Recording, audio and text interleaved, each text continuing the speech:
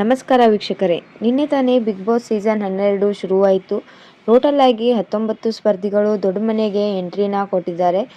ಪ್ರತಿ ಸರ್ತಿ 18 ಕಂಟೆಸ್ಟೆಂಟ್ಗಳಿಗೆ ತಗೋತಿದ್ರು, ಆದರೆ ಈ ಸರ್ತಿ 19 ಕಂಟೆಸ್ಟೆಂಟ್ಗಳನ್ನ ತಗೊಂಡಿದ್ದಾರೆ. ಎಲ್ಲರೂ ಅನ್ಕೋತಿದ್ರು ಈ ಪ್ರತಿ ಸರ್ತಿ 18 ಕಂಟೆಸ್ಟೆಂಟ್ ಮಾತ್ರ ಇರ್ತಾರೆ, ಯಾಕೆ ಈ ಸರ್ತಿ ಒಬ್ಬರನ್ನ ಜಾಸ್ತಿ ತಗೊಂಡಿದ್ದಾರೆ ಅಂತ. ಬಟ್ ಇದು ಎಷ್ಟು ಸರಿನೋ ತಪ್ಪೋ ಗೊತ್ತಿಲ್ಲ. ನಿನ್ನೆ ತಾನೇ 18 ಸ್ಪರ್ಧಿಗಳು ಮನೆ ಒಳಗಡೆ ಎಂಟ್ರಿ ಕೊಟ್ಟಿದ್ದಾರೆ. ಅದರಲ್ಲಿ ಕೆಲವರು ಒಂಟಿಯಾಗಿ ಹೋದರೆ, ಇನ್ನು ಕೆಲವರು ಜಂಟಿಯಾಗಿ ಹೋಗಿದ್ದಾರೆ. ಇನ್ನು 3 ಜನ ಯಾರಪ್ಪ ಅಂದರೆ ಬಾಳು ನಿಪ್ನಾಳ್ ಮತ್ತು ಸ್ಪಂದನಾ ಸೋಮಣ್ಣ ಮತ್ತು ರಕ್ಷಿತಾ ಅವರು ಒಂಟಿಯಾಗಿನೂ ಅಲ್ಲ, ಈ ಕಡೆ ಜಂಟಿಯಾಗಿನೂ ಅಲ್ಲ ಅನ್ನೋ ರೀತಿ ಹೋಗಿದ್ದಾರೆ. ಅದನ್ನು ಬಿಗ್ ಬಾಸ್ ಬಂದು ನಿಮ್ಮನ್ನ ಜಂಟಿಗೆ ಮಾಡ್ತಾರೋ ಒಂಟಿಯಾಗಿ ಆಟ ಆಡ್ತಿರೋ ಇಲ್ಲ ಜಂಟಿಯಾಗಿ ಆಟ ಆಡ್ತಿರೋ ಅದು ಇನ್ನು ಮುಂದೆ ಬಿಟ್ಟಿದ್ದು, ನೀವು ಒಳಗಡೆ ಹೋಗಿ ಅಂತ ಸುದೀಪ್ ಅವರು ಕೂಡ ಕಳಿಸ್ಕೊಟ್ಟಿದ್ರು. ಆದರೆ ಇವತ್ತು ಬೆಳಿಗ್ಗೆನೆ ಒಂದು ಪ್ರೋಮೋನ ಬಿಟ್ಟಿದ್ದಾರೆ.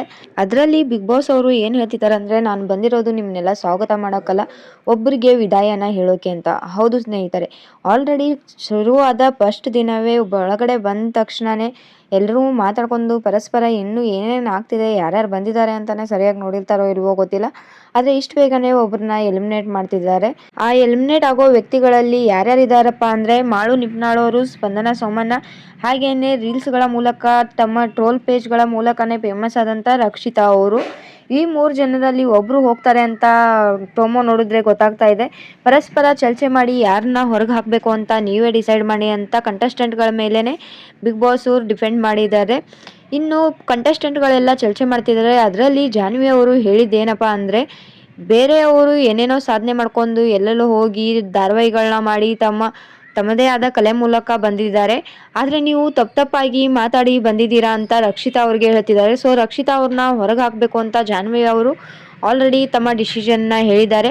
ಇನ್ನು ಮಾಳು ನಿಪ್ನಾಳ್ ಅವರು, ನಾನು ಇನ್ನೂ 2-3 ದಿನನಾದರೂ ಈ ಮನೇಲಿ ಇರಬೇಕು ಅಂತ ಆಸೆ ಇದೆ, ಇಷ್ಟು ಬೇಗ ಹೋಗೋಕೆ ನನಗಾಗಲ್ಲ ಅಂತ ಹೇಳ್ತಾ ಇದ್ದಾರೆ. ಅದ್ರ ಜೊತೆಗೆ ಸ್ಪಂದನಾ ಸೋಮಣ್ಣ ಅವರ ವಿರುದ್ಧ ಅಶ್ವಿನಿ ಗೌಡ ಅವರು ಹೇಳ್ತಿದ್ದಾರೆ, ನಿಮಗೆ ಹೊರಗಡೆನೂ ತುಂಬ ಪ್ಲಾಟ್ಫಾರ್ಮ್ಗಳು ಸಿಗುತ್ತೆ, ಬಟ್ ಇದ್ದೇ ಬೇಕು ಅಂತ ಏನಿಲ್ಲ, ನೀವು ಹೋಗ್ಬೋದು ಅನ್ನೋ ರೀತಿ ಅವ್ರು ಮಾತಾಡಿದ್ದಾರೆ. ಅದಕ್ಕೆ ಸ್ಪಂದನಾ ಸೋಮಣ್ಣ ಅವರು ಕೂಡ ಕೋಪ ಮಾಡ್ಕೊಂಡಂಗೆ ಕಾಣಿಸ್ತಿದ್ದಾರೆ. ಅವರು ನಾನು ಇಲ್ಲಿ ಇರೋಕ್ಕೆ ಡಿಸರ್ವ್ ಆಗಿದ್ದೀನಿ, ನಾನು ಇರಬೇಕು ಅಂತಾನೆ ಹೇಳ್ತಿದ್ದಾರೆ. ಇನ್ನು ಯಾರು ಹೋಗ್ತಾರೆ ಯಾರು ಬಿಡ್ತಾರೆ ಅಂತ ಕಾದು ನೋಡಬೇಕಾಗಿದೆ. ಇನ್ನು ಈ ಸರ್ತಿ big boss ಹೇಳಿದಾಗೇನೆ accept unaccepted things ಅಂತ ಹೇಳಿದ್ದಾರೆ. ಅದನ್ನ ಪ್ರೂವ್ ಮಾಡ್ತಿದ್ದಾರೆ ಅಂತಾನೆ ಹೇಳ್ಬೋದು. ಬಟ್ ಇಷ್ಟು ಬೇಗನೆ ಒಬ್ರು ಕಂಟೆಸ್ಟೆಂಟ್ ಹೊರಗಡೆ ಹೋಗೋದು ಸರಿ ಇರಲ್ಲ ಅಂತ ನನ್ನ ಅಭಿಪ್ರಾಯ. ಬಂದ ದಿನಾನೇ ಹೊರಗಡೆ ಹೋದರೆ ಅವ್ರು ಬಂದಂಗೂ ಇರಲ್ಲ ಬಿಟ್ಟಂಗೂ ಇರಲ್ಲ.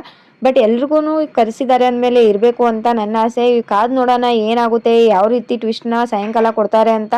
ಬಟ್ ಬಂದ ದಿನಾನೇ ಜಗಳ ಅಂತೂ ಶುರು ಆಗುತ್ತೆ ಅಂತ ಕಾಣಿಸ್ತಾ ಇದೆ. ನೋಡೋಣ ಕಾದು ಹೇಗಿರುತ್ತೆ ಏನು ಅಂತ. ಸಖತ್ತಾಗಂತೂ ಎಂಟರ್ಟೈನ್ಮೆಂಟ್ ಇರುತ್ತೆ ಅಂತ ಹೇಳ್ಬೋದು ಬಿಗ್ ಬಾಸ್ ಈ ಸರ್ತಿ. ಇದಷ್ಟೇ ಅಲ್ಲದೆ ನೆಟ್ಟಿಗರು ಕೂಡ ತಮ್ಮ ಸೋಷಿಯಲ್ ಮೀಡಿಯಾದಲ್ಲಿ ಇವಳು ಯಾಕಪ್ಪ ಬಂದಳು ಅನ್ನೋ ಥರ ರಕ್ಷಿತಾ ಅವ್ರಿಗೆ ಬೆಳ್ ಮಾಡಿ ತೋರಿಸ್ತಾ ಇದ್ದಾರೆ. ಇವಳು ಬರಬಾರ್ದಿತ್ತು ಅನ್ನೋ ರೀತಿ ಕೂಡ ಹೇಳ್ತಾ ಇದ್ದಾರೆ. ಮೇ ಬಿ ಇವ್ರು ಹೋಗ್ಬೋದೇನೋ ಅನಿಸುತ್ತೆ. ಬಟ್ ಬಿಗ್ ಬಾಸ್ ಏನು ಟ್ವಿಸ್ಟ್ ಕೊಡ್ತಾರೋ ಅಂತಾನೂ ಗೊತ್ತಿಲ್ಲ. ಯೂಟ್ಯೂಬಲ್ಲಿ ಇನ್ಸ್ಟಾಗ್ರಾಮಲ್ಲಿ ಇವ್ರನ್ನ ನೋಡಿ ಸಾಕಾಗಿದೆ. ಇವರೇ ಬರಬೇಕಿತ್ತ ಬಿಗ್ ಬಾಸ್ ಮನೆಗೂ, ಅದು ಇಷ್ಟು ದೊಡ್ಡ ವೇದಿಕೆಗೆ ಇವರು ಡಿಸರ್ವ್ ಅಲ್ಲ ಅಂತ ಬೇರೆ ಮಾತಾಡ್ತಾ ಇದ್ದಾರೆ. ಏನಾದರೂ ಇವ್ರನ್ನ ಕಳಿಸೋ ರೀತಿ ಇದೆಯಾ ಅಂತ ಇಲ್ಲಿ ಕಾದು ನೋಡಬೇಕಾಗಿದೆ. ಇದೇ ರೀತಿಯಾದ ಬಿಗ್ ಬಾಸ್ ಅಪ್ಡೇಟ್ಗಳಿಗಾಗಿ ನಮ್ಮ ಚಾನಲ್ನ ಸಬ್ಸ್ಕ್ರೈಬ್ ಮಾಡ್ಕೊಳ್ಳಿ, ಪಕ್ಕದಲ್ಲಿರೋ ಅಂಥ ಬೆಲ್ ಐಕನ್ನ ಕ್ಲಿಕ್ ಮಾಡ್ಕೊಳ್ಳಿ. ಈ ವಿಡಿಯೋನ ಇಲ್ಲಿಗೆ ನಿಲ್ಲಿಸ್ತಾ ಇದ್ದೀನಿ. ಮುಂದಿನ ಅಪ್ಡೇಟ್ ಒಂದಿಗೆ ಮತ್ತೆ ಬರ್ತೀನಿ ಅಂತ ಹೇಳ್ತಾ ಧನ್ಯವಾದಗಳು.